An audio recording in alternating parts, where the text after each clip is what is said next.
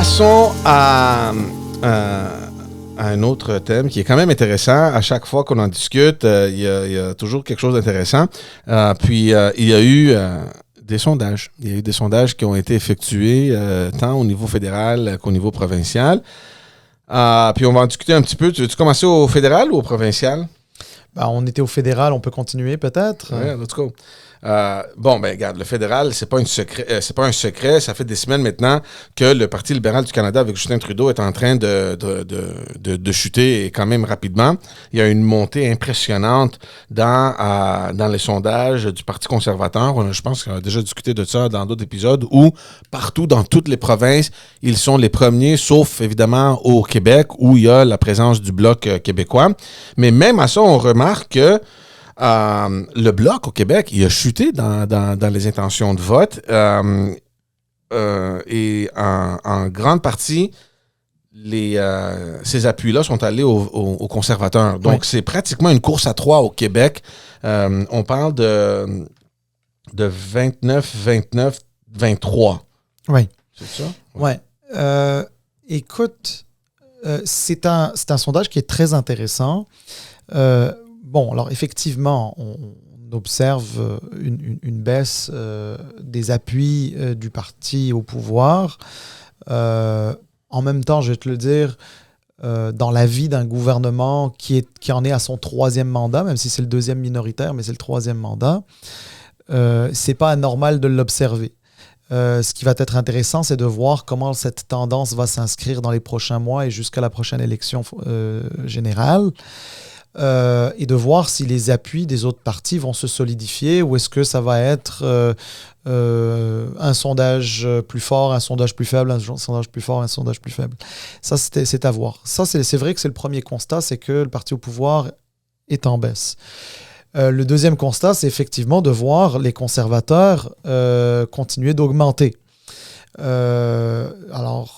Nos amis conservateurs d'ailleurs vont être pas mal contents parce qu'en plus quand tu es aux alentours de 39%, quand tu atteins 39%, là George, tu es en zone majoritaire. Ouais. Tu es en zone majoritaire. Là. Tu peux espérer, c'est-à-dire que si les sondages se maintenaient comme ça, il serait tout à fait normal que M. Poilievre et sa gang puissent envisager de former un gouvernement majoritaire. C'est très intéressant ce que tu disais, quand tu disais qu'on voyait déjà que les conservateurs étaient devant, on voyait qu'ils étaient devant à plein d'endroits, mais qu'au Québec, ils n'étaient pas encore vraiment là et que les libéraux étaient encore assez forts au Québec, un endroit où il y a un bassin de 78 circonscriptions et que par conséquent, le Québec pourrait garder au pouvoir le Parti libéral du Canada. C'est un très bon point, mais là, ce qu'on observe aussi, c'est ça que tu disais, c'est qu'il y a une montée significative des conservateurs au Québec. Et cette montée significative, pourquoi je dis elle est significative? C'est parce que d'habitude, les conservateurs, pour qu'ils montent au Québec, ça monte doucement. Là, ça a augmenté quand même de 5 points. Ouais. Essentiellement aux dépens du Bloc québécois. Donc, ça veut dire... ça veut dire... Je ne sais pas si ça veut dire, mais il y a certains stratèges conservateurs qui vont conclure que les publicités négatives contre le Bloc commencent à payer. Mm-hmm. Donc, il ne faudrait pas s'étonner de voir des publicités négatives contre le Bloc se poursuivre du côté des conservateurs. Et d'ailleurs, au moment où on se parle, je pense que ça a démarré aujourd'hui, les bloquistes sont en train de répondre aux attaques, aux publicités négatives des conservateurs par des publicités négatives contre les conservateurs. Ouais. Donc on va voir un jeu, une stratégie de... Mais c'est intéressant parce que c'est au niveau de cette bataille-là au Québec, c'est sûr que tous les partis sont en jeu, mais il n'y avait pas autant de discours Bloc versus conservateur. C'est toujours bloc libéraux. Ouais. Puis là, tout à coup, le 3e joueur qui rentre, il rentre en force. Honnêtement, il faut le dire. Puis moi, personnellement, je suis pas mal impressionné par le Parti conservateur, comment il évolue au Québec. et le Parti conservateur de Pierre Poilievre, qui n'a pas nécessairement un profil dans lequel les Québécois se retrouvent traditionnellement. Mais regarde, l'année dernière, à la course à la chefferie, il a remporté le Québec brillamment. Beaucoup d'observateurs, et puis moi aussi de mon côté, ce que je me disais, c'est OK, c'est une course à la chefferie, mais est-ce que techniquement ça va se traduire dans l'électorat? Puis pendant un an, je me suis dit, ça se traduit pas. Mais là, quand tu vois comment il augmente, c'est que son discours commence à plaire, il y a du monde qui commence à l'écouter. Il commence à se faire connaître aussi, parce que M. Poilievre, même si ça fait très, très, très longtemps qu'il est député, là, depuis 2004, si je ne me trompe pas, donc ça va faire 20 ans quand même qu'il est député, mais il n'est pas si connu que ça. Hein. Mais là, on commence à le connaître, parce qu'on le voit de plus en plus. Puis il y a eu tout le rebranding de l'été qui commence à avoir un effet. Puis moi, sa femme aussi, sa femme joue un rôle très important. Et elle est québécoise aussi. Elle est québécoise et c'est très intéressant. Puis en plus d'être québécoise, elle est d'origine, enfin elle est issue de l'immigration. Et donc, il y a deux aspects. Ça veut dire qu'il y a aussi un certain nombre de communautés culturelles qui pourraient être intéressées par les conservateurs. Mais moi, je remarque aussi non seulement le changement de son look, de son attitude. Tu sais, on a calmé un peu le bulldog Pierre Poilievre, bien que maintenant, on l'a revu un peu. Mais surtout, le sujet des attaques qu'il choisit, oui, c'est stratégique, mais aussi ça paye parce que c'est des affaires dont tout le monde peuvent comprendre. La crise du logement, le coût de la vie, ces choses-là concrètes. C'est concrète, puis ça affecte directement ta poche. Ben, c'est ça. Il essaye de marteler son message et à force de le répéter, ben, ça commence à rentrer dans la tête des gens. Puis ceux qui ne l'avaient pas entendu avant, parce qu'il ne faut pas oublier, hein, la population ne sont pas comme toi et moi, des political junkies qui écoutent la télé, qu'est-ce qui se passe dans les parlements. Souvent, les gens sont un peu déconnectés de ce qui se passe et ils se connectent juste au moment des élections. Mais à force de le répéter, ben, à un moment donné, le message commence à passer. Puis tu sais, tu rajoutes à ça un peu la fatigue des... Tu sais, l'électeur est comme ça. Et puis pas juste l'électeur, même dans le secteur privé, même les consommateurs. À un moment donné, quand ils consomment trop de quelque chose, à un moment donné, tu sais, ils se tannent un peu de la chose. Puis, et ça, c'est tous les gouvernements du monde qui font face à ça. Et c'est difficile. Plus tu avances dans le temps, plus ça devient difficile, etc. Ouais. Alors, c'est ça. Je veux juste rapidement, avant qu'on passe au Québec, mentionner aussi que, puis tu en avais fait référence il n'y a pas longtemps, le NPD. Surtout au Québec. Tu avais mentionné, si je me trompe pas, que les électeurs qui ne voudront pas voter pour Justin Trudeau pour toutes sortes de raisons et qui ne sont pas nécessairement séparatistes, ben vont peut-être retourner au NPD parce qu'on se rappelle un peu la vague orange de Jack Layton. Quand on regarde au Québec là, une lutte à trois entre libéraux, bloquistes et conservateurs et qu'on voit le NPD quand même augmenter de 3 points, on passait à 13%, comment ça se peut, comment ce scénario-là peut se dérouler au Québec avec une lutte à trois pour le NPD si jamais ils peuvent augmenter peut-être plus près de 15, 16, 17%?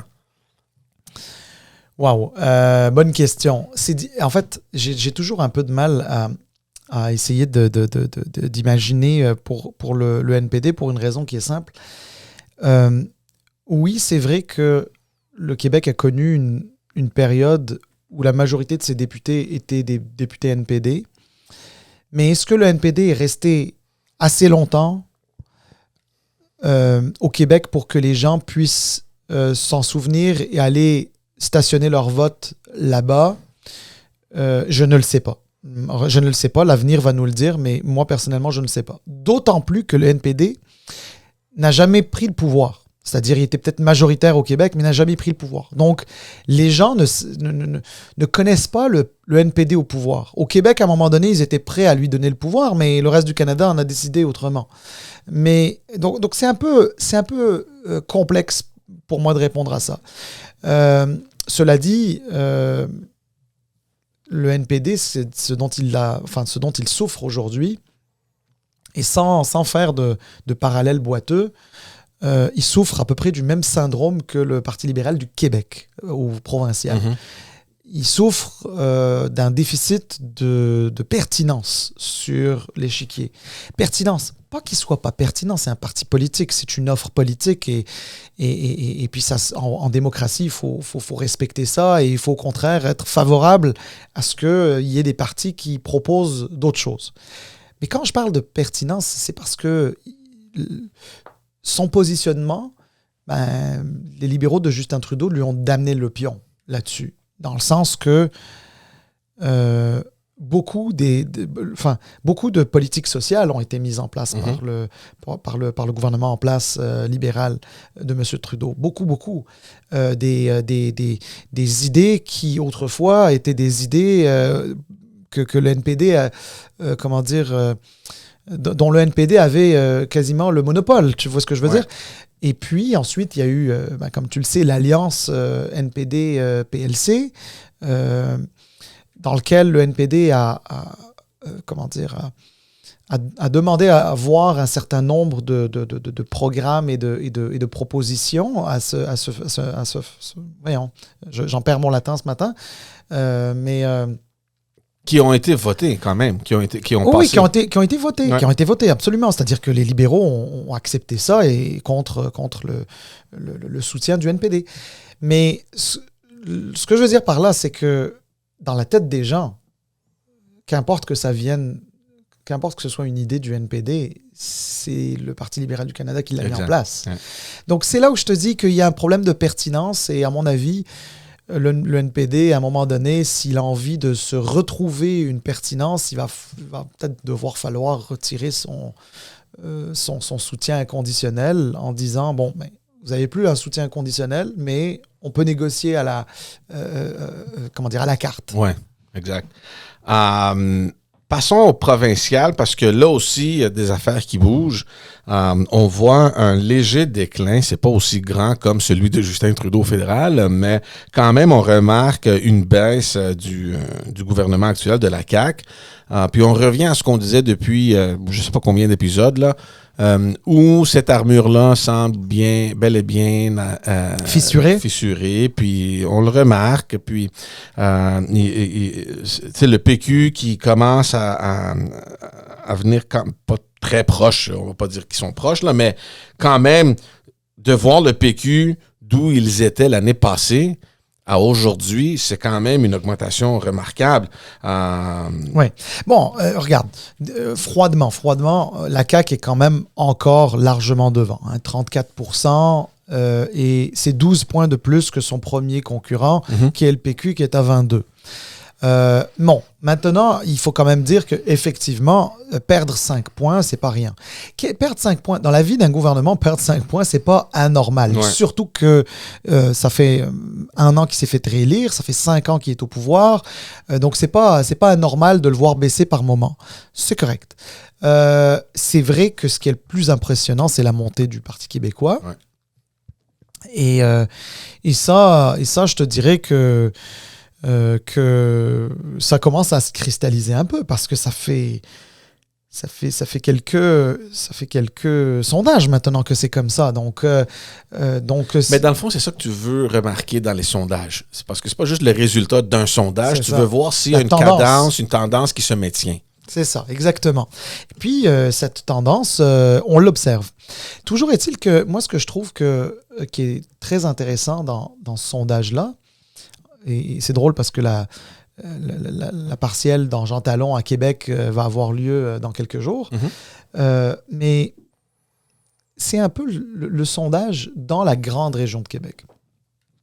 Dans la grande région de Québec, la CAQ a quand même perdu de solides appuis au profit de 2 partis. Bien sûr, le PQ, on en a parlé, le Parti québécois, mais aussi des conservateurs. Exact. De Éric Duhaime. Donc, d'abord, je remarque que l'opposition officielle libérale est toujours pas là. C'est-à-dire que malgré les déboires de sondage de la CAQ, il n'y a même pas un petit point qui augmente pour le PLQ dans cette région-là, malgré le fait qu'ils ont quand même une assez bonne candidate, puis qu'ils sont présents. Là. Ils font campagne là, quand même dans Jean Talon. Mais tu vois, ça veut... Oh non, excuse-moi, Excuse-moi. Je me demande même s'il ne faudrait pas qu'on revienne un peu en arrière. Mais j'ai dit que c'est allé favorable au PQ. C'est pas vrai, c'est allé favorable à Québec solidaire et aux conservateurs. Ouais. Je m'excuse. C'est... ma langue a fourché. Je ne sais pas si tu veux... Oui, c'est ça. Donc, on remarque à Jean Talon où... même suite à une quand même bonne campagne des libéraux, il n'y a rien qui colle. Il n'y a rien qui veut venir un peu les aider là-dedans. Là. Mais Québec solidaire, dans la région de Québec, c'est pas vraiment une surprise. Il y avait quand même... Tachereau, est-ce qu'ils l'ont maintenu? Oui, hein?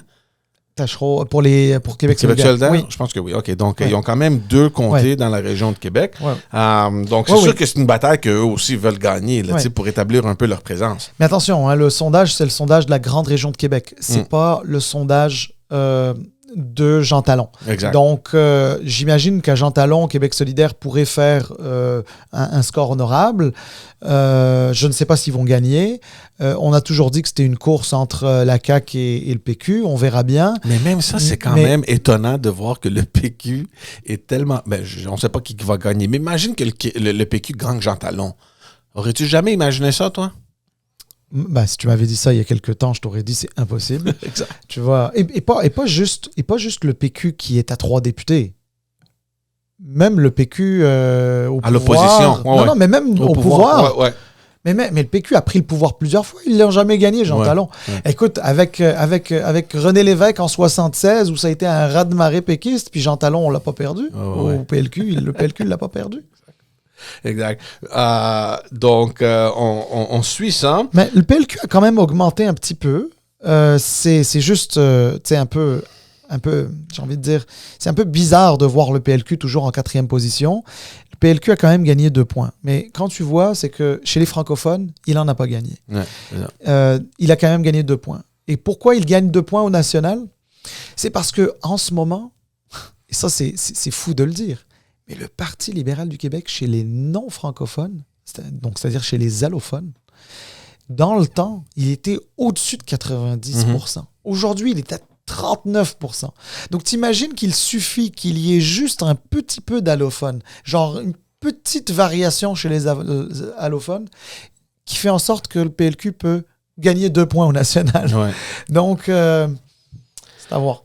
La dernière question sur ça, je regarde le Parti conservateur qui, lui aussi, c'est des miettes, mais quand même, il réussit à augmenter. Je me demande, avec la vague du Parti conservateur au fédéral, est-ce qu'il peut avoir un spillover au niveau du provincial? Parce qu'on a déjà vu par le passé les noms similaires.